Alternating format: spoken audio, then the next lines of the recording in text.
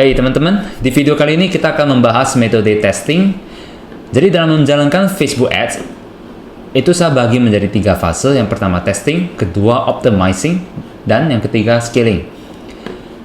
Jadi testing itu adalah fase di mana Anda memulai tes suatu desain, apakah desain itu diterima pasar, apakah ada yang berminat beli atau enggak. Nah, optimize itu adalah Anda menyetel iklan Anda mencari audiens mana, segmentasi umur mana, gender mana, placement mana yang membawakan Anda penjualan paling banyak dan Anda fokus ke sana. Itulah optimizing iklan Anda. Baru kemudian setelah itu Anda scaling. Jadi ini penting banget untuk Anda ketahui bahwa sebelum masuk ke tahap scaling, kita harus pastikan ROI-nya positif dulu. Karena ada beberapa yang salah paham, dia mulai testing, kemudian ROI-nya masih negatif, dia udah langsung scaling. Oke, ini salah. Nah, ROI positif itu maksudnya gimana? Itu maksudnya Anda dalam kondisi untung, yaitu hasil penjualan Anda itu lebih besar daripada biaya iklan Anda. Berarti Anda untung di sini.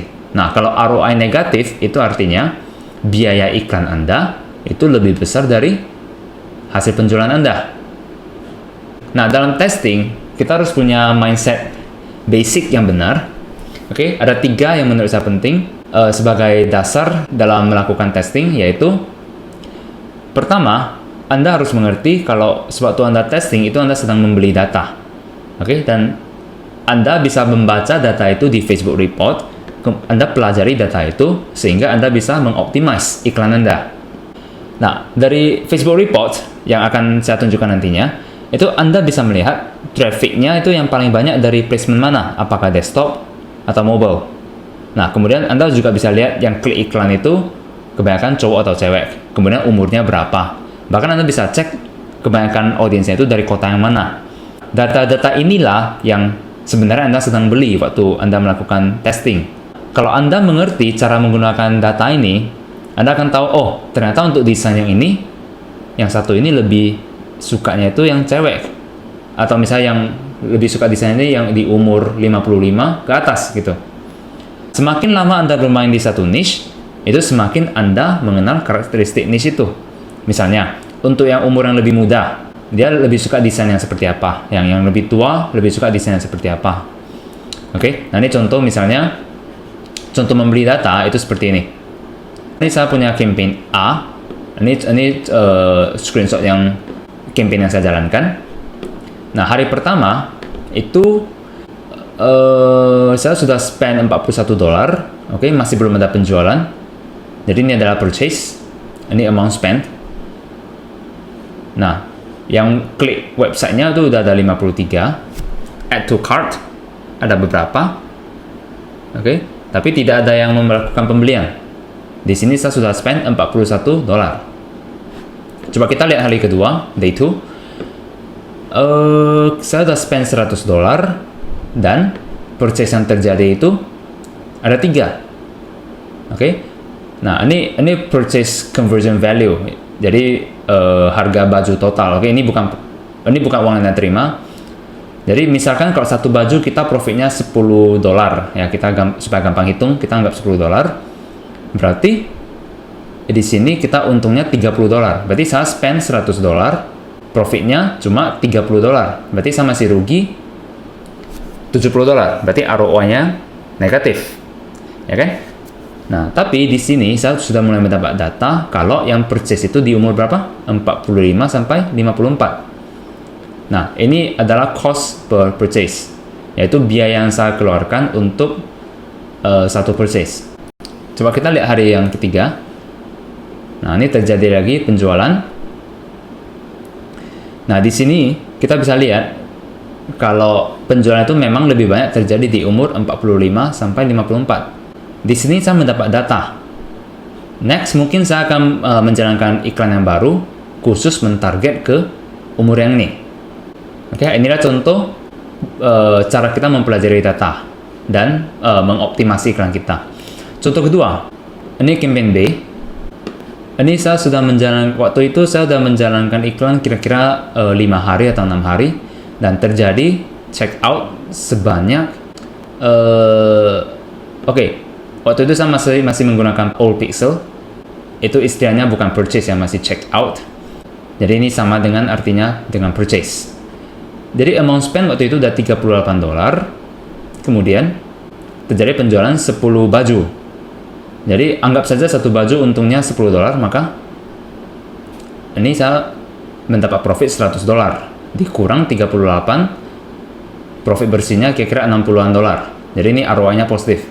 Nah, kebetulan iklan ini memang desainnya bagus. Waktu itu saya targeting desain Christmas. Jadi waktu itu saya melakukan research design. Saya melihat ada satu desain yang sudah terjual ratusan.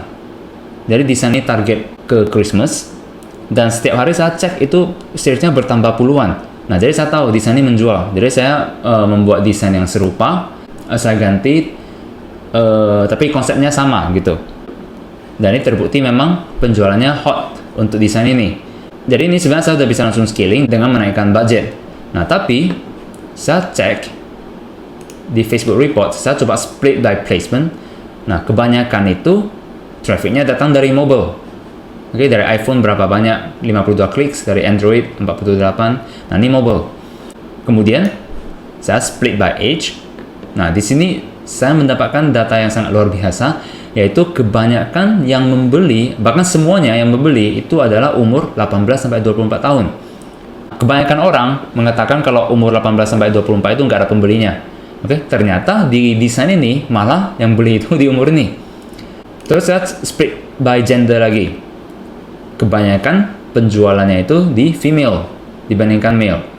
Oke, dengan cost per checkout-nya itu $4 untuk female. Bayangin, saya untuk satu checkout atau satu purchase saya cukup keluarin $4. Dan profit per purchase itu saya $10-14 per baju. Jadi ini untung banget. Nah, maka setelah saya dapat info age dan gender ini, iklan saya itu selanjutnya hanya fokus target kemari, yaitu female umur 18-24. Itulah blue ocean. Nah, saya yakin kompetitor saya tidak mentarget umur itu, karena asumsi-asumsi selama ini di umur itu nggak ada pembelinya. Karena adanya data ini, maka penjualan saya itu melejit dengan cepat. Bahkan dalam waktu beberapa hari sudah melampaui desain kompetitor saya itu. Dan desain ini menghasilkan saya hampir 200 juta hanya dalam satu desain. Dan campaign itu hanya berjalan, waktu itu hanya berjalan 3 minggu, nggak sampai 1 bulan. Oke, inilah pentingnya Anda mempelajari data. Mindset yang kedua adalah Anda harus berani mengeluarkan modal iklan. Nah, ini contohnya saya tunjukin. Ini campaign C. Jadi ini hari pertama saya sudah spend $10 dan hanya terjadi satu penjualan. Kemudian hari kedua saya udah keluarin $25, penjualannya masih 1. Nah, berarti sampai tahap ini saya masih rugi. Waktu itu kata orang tes satu desain itu cukup $20. Nah, jadi kalau misalnya $20 masih rugi, ya udah di kill campaign-nya. Tapi saya keep campaign ini running. Saya biarin jalan. Di hari ketiga, ternyata masih rugi. Udah spend $45, checkout-nya cuma 2. Saya jalankan lagi di hari keempat. Nah, ini udah mulai nih, penjualannya udah mulai naik. Total spend $85, checkout-nya 8. Berarti satu baju itu kira-kira $13. Berarti ini udah mulai untung. Hari kelima spend $245, checkout-nya 33. Kalau kali 14 itu ya kira-kira 400-an. Nah, bayangin kalau misalnya saya nggak berani mengeluarkan modal, spend $25, kemudian saya berhenti karena takut rugi, maka saya nggak bakalan dapat winning campaign ini. Dari campaign ini, saya dapat profit bersih kira-kira 50 jutaan. Jadi misalnya gini, kalau Anda buka bisnis toko offline, itu modalnya juga gede. Anda perlu sewa toko, kemudian perlu dekorasi, gaji customer service, stok produk, ya puluhan juta lah minimal. Itu pun belum tentu berhasil. Nah, kenapa di FB Ads yang juga bisnis, kita agak berani? Ya, ini bisnis juga, bisnis online namanya. Lalu ada pertanyaan nih, lalu kalau misalnya saya udah spend $50, udah spend $100, itu masih rugi, masa jalan terus campaign-nya? Ya nggak mungkin dong. Kalau udah spend $100 nggak ada penjualan, ya harus kita kill gitu. Tapi minimal kita harus ingat, kita sedang mengumpulkan data pixel. Jadi kita sebenarnya juga nggak rugi total. Kita lagi ngumpulin data pixel nih. Data pixel ini bisa Anda gunakan untuk create custom audience dan retarget. Biasanya iklan retargeting itu lebih murah, karena minimal audience itu sudah show interest dan sudah kenal dengan page Anda. Jadi tujuan saya bahas ini adalah kita harus punya mindset dari awal, itu mindsetnya harus benar. Jadi di video ini saya akan jelasin cara testing sebuah sistem yang sudah saya susun dan aplikasikan sendiri, yang diharapkan bisa memperbesar success rate Anda dan memperkecil seminim mungkin pengeluaran biaya iklan Anda. Goal dalam testing apa? Yang pertama, tentu saja dalam testing kita mengharapkan terjadi sales. Baru kita bisa tahu desain kita itu diterima pasar atau enggak. Nah, kalau tidak ada sales, yang kedua minimal kita mengharapkan mendapatkan komentar. Desain kita itu perlu nggak direvisi. Yang ketiga, kita membeli data. Dalam testing, apakah ada demografis audiens tertentu yang tertarik dengan produk Anda? Yang keempat, untuk mengetahui target interest mana yang menghasilkan lebih banyak pembeli, atau minimal tertarik dengan desain Anda. Sebelum masuk ke